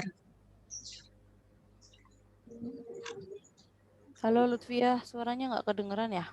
Jadi ingin dilihat faktor yang mempengaruhi motivasi belajar itu apa? Mau diteliti juga? Enggak, pengen lihat aja Bu di hasil nantinya. Di hasilnya Enggak, berarti tapi pengen diteliti lihat dong. aja. Gimana sih? Enggak, tapi mau lihat aja. Berarti dilihat dong, diteliti. Tidak Bu.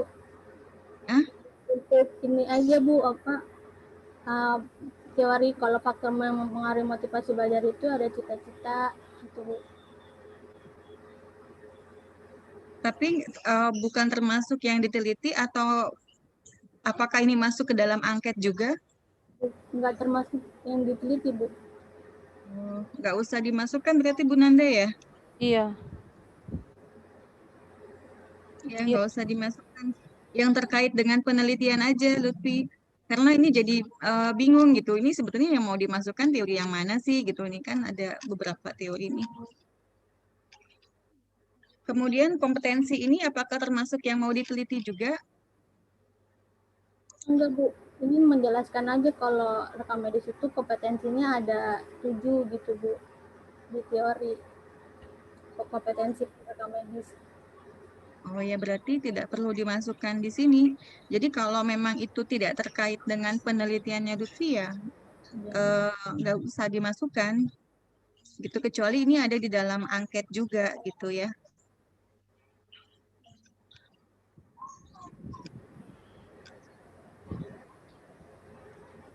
Nah, yang di judul itu kan terkait dengan pembelajaran online. Nah, ini justru belum ada nih.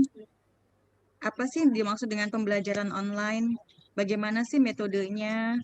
Gitu, itu belum ada muncul di bab 2. Padahal ini muncul di dalam judul gitu ya.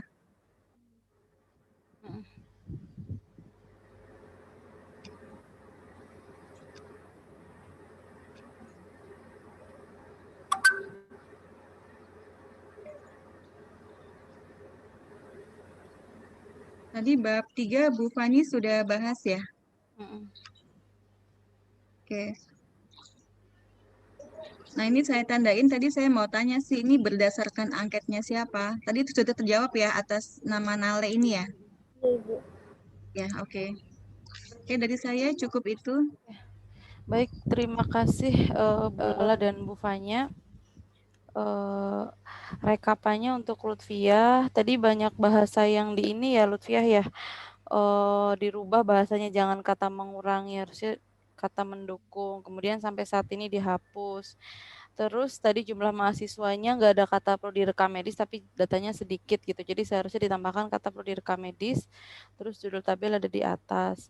Kemudian dari Bu Lala, sama tadi kayak punya Aksal, jadi kita jangan hanya narasi, sering error, kurang memahami, sering terlambat, kadang terlambat gitu. Jadi harus ada data gitu, data yang dikuatkan pada saat observasi awal. Kemudian untuk teori tadi jangan ngambil kesimpulan sendiri ya. Tadi kan kamu ngambil teori Sudirman gitu.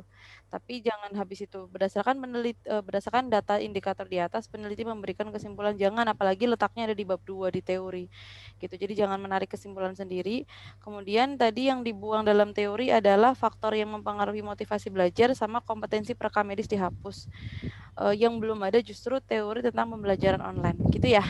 Gitu ya Bu Lala ya. Oke, ya terima kasih Lutfiah presentasinya, silahkan ditutup. Terima kasih Bu Nanda selaku pembimbing saya dan Ibu Lala dan Ibu Putri Fanya yang mengasih saran. Kurang lebihnya mohon dimaafkan. Bila taufiq hidayah. Wassalamualaikum warahmatullahi wabarakatuh. Waalaikumsalam warahmatullahi wabarakatuh.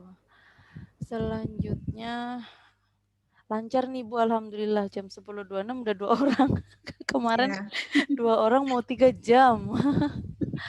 Sekarang Cirza Cahya Imaniah nih. Pengennya semua mahasiswa begini ya. Iya, enak. Jadi lancar sidangnya. Nih, kalau yang tadi cowoknya sekarang ceweknya nih. Saling menyemangati sidangnya dalam satu waktu. Oh, Iya, nanti saya mantu nanti. iya. Pas banget satu pembimbing ya. Iya. Di slideshow. Oke. Selanjutnya Bu Lala dan Bu Fanya, kita akan mendengarkan presentasi proposal karya tulis ilmiah atas nama Cirza Cahaya Imaniah dengan judul Tinjauan Pelaksanaan Prosedur Pelepasan Informasi Medis kepada Pihak Ketiga di RSUD Tarakan, Jakarta. Kepada Cirza dipersilakan. Bismillahirrahmanirrahim. Assalamualaikum warahmatullahi wabarakatuh. Terima kasih kepada Bu Nanda telah memberikan waktu saya untuk melakukan sidang proposal karya tulis ilmiah pada hari ini, tanggal 15 Maret 2021. Sebelumnya, yang terhormat kepada Bu Nanda Aula Rumana, SKM MKM selaku dosen pembimbing, yang terhormat kepada Ibu Putri Fanya, SKM MKes selaku dosen penguji 1, yang terhormat kepada Ibu Laila Indawati, STMIK MKM selaku dosen penguji 2, serta teman-teman semua yang menghadiri sidang hari ini. Izin memperkenalkan diri, saya Cirza Cahaya Imaniah, ingin melakukan presentasi sidang proposal dengan judul Tinjauan Pelaksanaan Prosedur Pelepasan Informasi Medis kepada Pihak Ketiga di RSUD Tarakan, Jakarta. Pada latar belakang, rekam medis adalah berkas yang berisikan catatan dan dokumen tentang identitas pasien, pemeriksaan, pengobatan, tindakan, dan pelayanan lain yang telah diberikan kepada pasien, menurut Kemenkes RI pada tahun 2009. Pada kepemilikan rekam medis, itu dimiliki oleh rumah sakit, sedangkan isinya dimiliki oleh pasien itu sendiri, sehingga untuk mengakses informasi medis dapat dilakukan apabila terdapat persetujuan dari pasien itu sendiri. Saat memberikan informasi medis, prosedur yang berlaku harus diikuti. Tujuannya untuk menjaga kerahasiaan riwayat kesehatan pasien, tidak memberikan informasi medis pasien kepada pihak yang tidak berwenang, menghindari apabila terjadinya tuntutan hukum bagi rumah sakit dan tenaga kesehatan yang memberikan informasi medis pasien. Namun, jika pelepasan informasi tidak sesuai dengan ketentuan hukum yang berlaku, maka akan dikenakan sanksi seperti pencabutan izin, denda, atau bahkan hukum pidana menurut Hatta tahun 2017. Berdasarkan hasil observasi yang saya lakukan di RSUD Tarakan, selama 15 hari saya lakukan observasi, terdapat 14 permintaan informasi medis kepada pihak ketiga. Di antaranya, untuk keperluan asuransi terdapat 4 permintaan, untuk keperluan surat keterangan lahir terdapat 3 permintaan, untuk keperluan legalisir surat kematian terdapat 5 permintaan, untuk keperluan resume medis terdapat 1 permintaan, dan keperluan surat keterangan medis 1 permintaan. Dan telah diketahui bahwa di RSUD Tarakan telah memiliki SPO tentang pelepasan informasi medis kepada pihak ketiga. Namun, pada pelaksanaannya masih terdapat hambatan.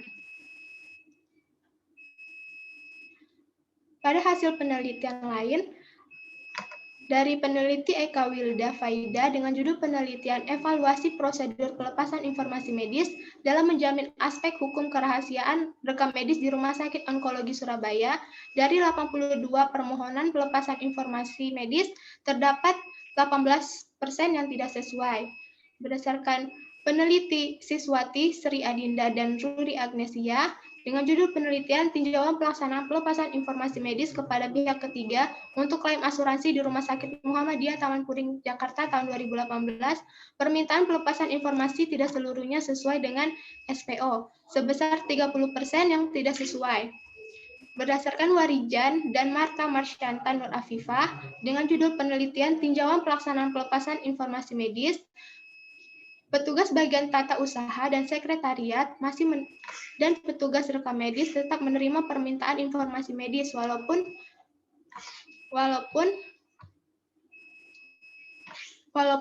pasien atau keluarga pasien tidak membawa kartu identitas yang sah.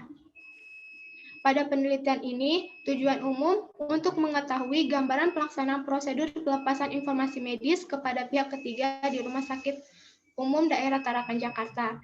Tujuan khususnya, yang pertama mengidentifikasikan SPO pelepasan informasi kepada pihak ketiga di RSUD Tarakan. Yang kedua, mengidentifikasikan kesesuaian pelepasan informasi medis dengan SPO kepada pihak ketiga di RSUD Tarakan, Jakarta. Yang ketiga, mengidentifikasikan faktor penghambat dalam pelepasan informasi medis kepada pihak ketiga di RSUD Tarakan, Jakarta. Dapat dilihat dari kerangka berpikir pada pelepasan informasi bahwa apabila pelepasan informasi sesuai dengan SPO, maka petugas telah mengikuti hukum dan ketentuan yang berlaku, telah tidak memberikan kepada pihak yang tidak berwenang, kerahasiaan data medis pasien terjaga, dan melindungi rumah sakit dari tuntutan. Begitupun sebaliknya, apabila pelepasan informasi medis tidak sesuai dengan SPO, maka melanggar hukum dan ketentuan yang berlaku, memberikan kepada pihak yang tidak berwenang, kerahasiaan data medis pasien bocor, dan rumah sakit dapat dituntut. Untuk mendapatkan pelaksanaan pelepasan informasi kepada pihak ketiga sesuai dengan SPO, maka input diperlukan. Yang pertama, SPO pelepasan informasi medis, yang kedua SDM pelepasan informasi medis, yang ketiga pedoman pelepasan informasi medis, yang keempat rekam medis, yang kelima surat permintaan pelepasan informasi medis. Pada prosesnya, yang pertama mengidentifikasikan SPO atau standar prosedur operasional pelepasan informasi medis kepada pihak ketiga di RSUD Tarakan, Jakarta. Yang kedua, mengidentifikasikan kesesuaian pelepasan informasi medis dengan SPO kepada pihak ketiga di RSUD Tarakan, Jakarta. Yang ketiga, mengidentifikasikan faktor penghambat dalam pelepasan informasi medis kepada pihak ketiga di RSUD Tarakan. Maka didapatkan outputnya pelepasan informasi kepada pihak ketiga sesuai dengan SPO.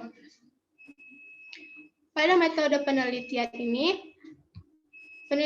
dilakukan di Rumah Sakit Umum Daerah Tarakan, Jakarta pada unit rekam medis yang beralamat di Jalan Kiai Caringin nomor 7, RT 11, RW 4, Cideng, Kecamatan Gambir, Kota Jakarta Pusat, DKI Jakarta. Waktu penelitian ini dilakukan pada bulan September 2020 sampai Agustus 2021, dan waktu turun lapangan untuk observasi pada bulan Januari 2021, sedangkan waktu turun lapangan untuk penelitian pada bulan April sampai Mei 2021. Metode penelitian ini digunakan menggunakan metode deskriptif dengan pendekatan kuantitatif dengan cara memberikan gambaran yang menjelaskan hasil yang didapat secara lengkap mengenai pelaksanaan prosedur pelepasan informasi medis kepada pihak ketiga di RSUD Tarakan, Jakarta.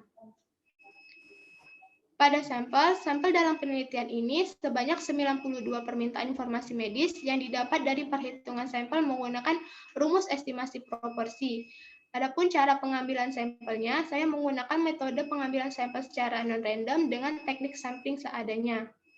Dan teknik analisa data pada penelitian ini menggunakan teknik analisis kuantitatif deskriptif. Untuk teknik dan instrumen pengumpulan data, teknik pengumpulan data saya menggunakan wawancara dan observasi. Untuk instrumennya, pedoman wawancara dan daftar pilih. Selanjutnya adalah definisi operasional. Yang pertama, SPO pelepasan informasi adalah prosedur-prosedur yang dilakukan petugas pada proses pelepasan informasi medis. Cara ukurnya dengan wawancara, alat ukurnya pedoman wawancara. Yang kedua, kesesuaian pelaksanaan pelepasan informasi medis dengan SPO. Definisinya, pada pelaksanaan pelepasan informasi medis harus sesuai dengan SPO yang berlaku. Cara ukurnya observasi, alat ukurnya daftar pilih. Yang A, surat permintaan pengeluaran informasi medis. Surat permintaan adalah surat yang menyatakan ingin memintanya informasi medis yang diisi dan ditandatangani oleh pasien atau penanggung jawab pasien. Cara ukurnya observasi, alat ukurnya daftar pilih. Syarat-syarat permintaan informasi, syarat-syarat adalah ketentuan yang harus dilengkapi oleh pasien atau penanggung jawab pasien dalam permintaan informasi medis. Cara ukurnya observasi, alat ukurnya daftar tilik. Yang C, identitas dan nomor telepon pasien atau penanggung jawab pasien. Identitas dan nomor telepon pasien atau penanggung jawab digunakan sebagai pemberitahuan ketika proses pelepasan informasinya telah selesai. Cara ukurnya observasi, alat ukurnya daftar tilik. Dan D, permintaan legalisir surat kematian maksimal 5 lembar. Legalisir surat kematian adalah pengesahan salinan dokumen dengan pembubuhan cap atau stempel pada pihak terkait terhadap surat kematian pasien. Cara ukurnya observasi, alat ukurnya daftar pilih. Yang E, riwayat pengobatan pasien pada billing system. Riwayat pengobatan pasien merupakan salah satu bukti untuk memastikan bahwa pasien telah diberikan pelayanan kesehatan oleh RSUD Tarakan dengan memeriksa billing system. Cara ukurnya observasi, alat ukurnya daftar pilih. F, jaminan pasien saat berobat di RSUD Tarakan. Jaminan pasien saat berobat di RSUD Tarakan juga merupakan salah satu yang dicek saat pelepasan informasi. Cara ukurnya observasi, alat ukurnya daftar pilih. G, rekam medis. Rekam medis adalah berkas yang berisikan informasi-informasi medis pasien, sehingga petugas harus mencari rekam medis agar mendapatkan informasi medis tersebut. Cara ukurnya observasi, alat ukurnya daftar pilih. Formulir asuransi adalah formulir yang berisikan keterangan medis pasien saat melakukan perawatan yang wajib diisi oleh DPJP yang digunakan sebagai proses klaim asuransi. Cara ukurnya observasi, alat ukurnya daftar pilih. DPJP adalah seorang dokter yang bertanggung jawab pada saat pasien dirawat. DPJP inilah yang harus mengisi formulir asuransi pasien. Cara ukurnya observasi, alat ukurnya daftar pilih. J, pemberitahuan kepada pasien atau penanggung jawab pasien. Pemberitahuan adalah menghubungi pasien atau penanggung jawab pasien apabila pada permintaan pengeluaran informasi tersebut telah selesai. Cara ukurnya observasi, alat ukurnya daftar pilih. K, daftar serah terima informasi medis. Buku serah terima adalah catatan-catatan pelepasan informasi yang telah diberikan kepada pasien atau penanggung jawab pasien. Cara ukurnya observasi, alat ukurnya daftar pilih. Yang ketiga, faktor yang menyebabkan ketidaksesuaian pelaksanaan pelepasan informasi medis dengan SPO. Definisinya, hal-hal yang sering terjadi pada pelaksanaan pelepasan informasi medis yang tidak sesuai dengan SPO yang berlaku. Cara ukurnya wawancara, alat ukurnya pedoman wawancara. Berikut adalah daftar tilik.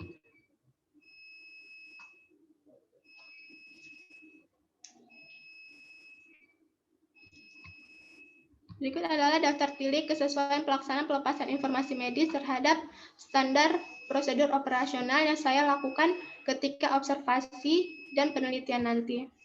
Terdapat nomor RM sebagai responden dan variabel. Setiap variabel merupakan poin-poin yang ada pada SPO.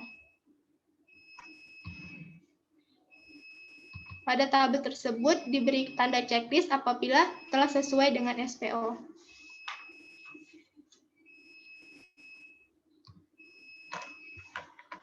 Sekian dari saya ucapkan terima kasih. Oke, terima kasih Cirza. Selanjutnya penguji 1 kepada Bu Fanya, dipersilakan Bu. Terima kasih Bu Nanda. Iya Bu. Ini Bu Nanda. Suaranya kecil Bu. Halo? Iya. Ya. Ini Bu Nanda. Kecil ya suaranya. Halo. Halo. Iya ya, ini udah kencang. Halo. Iya ya. Iya Bu. Ya. Bu Nanda, ini sengaja ya bikin satu room. Asal sama sih.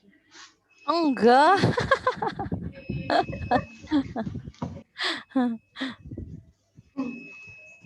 Baik, kita lihat ya proposalnya. Jadi ini kenapa Cirza memilih RSUD Tarakan untuk jadi tempat penelitian? Saya memilih RSUD Tarakan Jakarta karena kan RSUD Tarakan sudah memiliki akreditasi A. Jadi saya mau lihat apakah di akreditasi A itu sudah melakukan pelaksanaannya itu sesuai dengan SPO yang berlaku atau belum. Nah, di latar belakang, dan tadi Cirza juga sempat menyebutkan bahwa SPO dari pelepasan informasi medis ini udah ada di rumah sakit. Nah, tetapi saya lihat di tujuan khusus, tujuannya mengidentifikasi SPO. Nah, pertanyaannya kenapa ini jadi diteliti lagi SPO-nya? Karena kan sudah jelas-jelas sudah ada SPO-nya. Nah, kenapa Circa? Karena berdasarkan di penelitian sebelumnya, Bu, biarpun dia sudah memiliki SPO, tetapi pelaksanaannya belum sesuai. Jadi saya mau melihat SPO-nya itu di RSUD Tarakan apakah sudah benar-benar ada. Seperti itu, Bu. Jadi yang di latar belakang yang dibilang telah memiliki SPO ini belum pasti atau gimana? Sudah pasti, kan saya tujuan khususnya mengidentifikasi SPO. Di tujuan khusus pertama saya melakukan wawancara itu untuk menanyakan apakah di rumah sakit Tarakan ini telah memiliki SPO atau belum. Nah, tapi kan udah terjawab di latar belakang udah memiliki SPO. Ya, itu berdasarkan hasil observasi saya, Bu. Mungkin di sini kalau misalnya untuk mengetahui SPO-nya lebih lanjut, mungkin siapa yang menyusun, nah bagaimana proses penyusunannya,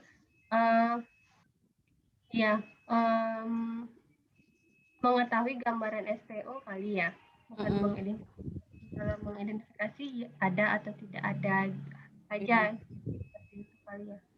Karena udah tahu jawabannya ada gitu ya? Iya benar. Itu yang pertama, lalu kita langsung ke bab 3 ya. Bab 3 ini kan alasan kita melepas informasi medis itu ada bermacam-macam ya di latar belakang. Ada karena asuransi, ada karena untuk keterangan kematian ya. Iya, Bu. Dan sebagainya. Tapi itu kan maksudnya kepentingannya berbeda-beda kan. Nah, di DO ini kan semuanya kita tampilkan nih. Misal ketemu RM, ini RM-nya kebutuhannya untuk asuransi, ini kebutuhannya untuk mengurus kematian. Jadi tidak semua variabel di definisi operasional ini yang terpakai. Itu gimana nanti cara menyimpulkannya atau mengolah datanya gitu. Misalkan dapat RM yang untuk keperluan asuransi, permintaan informasi medisnya. Gitu. RM kan ininya? Iya. Dasar permintaan informasi. Nah, tentu kalau misalnya untuk pengurusan asuransi, otomatis yang surat legalisir kematian ini tidak dilaksanakan gitu. Karena kan dia memang nggak perlu seharusnya gitu. Nah, itu nanti dikategorikannya gimana? Apakah jadi saya dipisahin gitu, Bu. Jadi ada golongan-golongannya untuk asuransi nanti dipisah, untuk yang surat kematian nanti dipisah, dan legalisir tanda lahir itu dipisah. Jadi saya pisah-pisah nanti, Bu. Berarti nanti di hasil ada 3 tabel ya? Atau 3 kategori gitu. Misalnya kalau untuk legalisir kelahiran itu berapa persen yang lengkap syaratnya gitu ya? Iya, Bu. Asuransi berapa persen, oke. Tapi proporsi antara ketiga kelompok itu sudah diperhitungkan dari awal atau nanti seberapa dapat aja? Kalau berdasarkan sampel saya menggunakan estimasi proporsi, Bu, udah ada 90. Tapi kalau untuk per kategori mungkin saya sedapatnya aja. Ini tuh DO untuk mendapatkan informasi apa ya? Masuk ke tujuan khusus yang mana, Sirja? Maaf saya nyambung. Soalnya penasaran. Di tujuan khusus nomor 2, Bu, kesesuaian pelaksanaannya terhadap SPO. SPO-nya kan SPO tentang pelepasan informasi medis nih. Nah, pelepasan informasi medis itu yang mau dilihatnya informasi medis yang mana nih?